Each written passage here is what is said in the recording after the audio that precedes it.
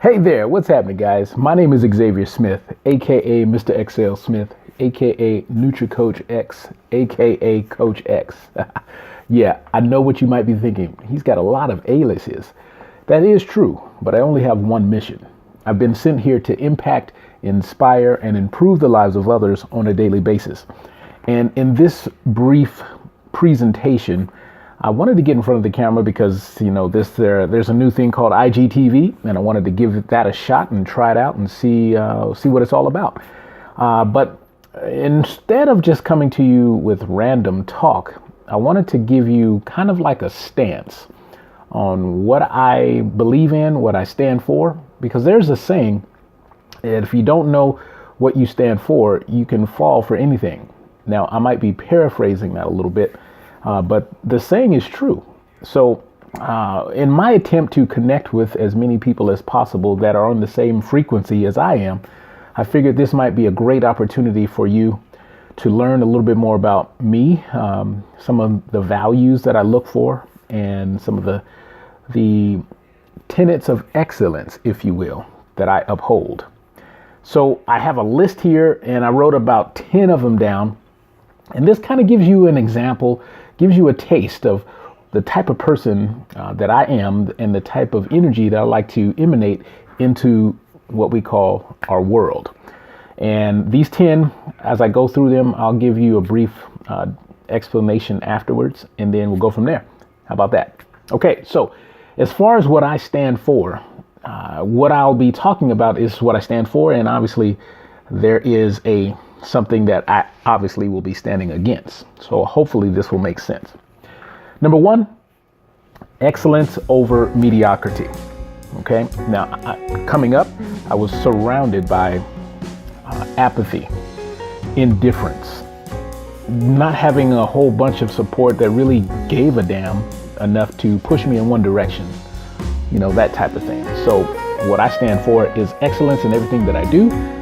So it keeps me avoiding that pitfall of mediocrity that I was once accustomed to. Number two, empowerment over laziness. Now that one kind of is self-explanatory, but I'm the type of person that would rather give you the tools to help you figure it out on your own rather than spoon feeding you every single day. If you help a man, teach a man, give a man a fish, they'll eat for a day. If you teach them how to fish, they will feed themselves for a lifetime. Something similar to that. Number three, effectiveness over fancy. In everything that I've been doing since around 2007, I've been priding myself on not being the fanciest person out there, but I do, hopefully, I come across as effective. With a track record such as like 101 5-star reviews on Google for my fitness solutions that I provide, I think I'm doing pretty good. Okay. Number four, freedom over imprisonment. Now, there are a lot of people out there. First thing that comes to mind is people lying to themselves, like that was me, bitter, mad, frustrated, and angry at the world, and not ready to come to the truth with what I had been doing, the choices that I had been making that led me to where I was at that station of my life. So now I'm all about creating that freedom of choice so we are no longer imprisoned by our mind. Okay? Number five, spirituality over systematic dogma. Now, I believe, this is just my opinion, but I believe there is a distinct difference between someone who holds rigidly to a set of beliefs that no longer serves them and listening to what your spirit and gut tells you. Huge difference. I won't say much more about that today. Maybe we can talk about that later. Okay, so number six, independence over delegation. I'm a fierce proponent of independence, independent in thought, independent in action.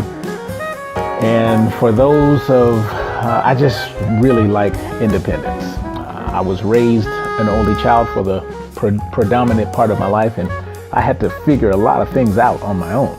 And so I have an affinity towards people who strive for independence from a very, very early age. Okay.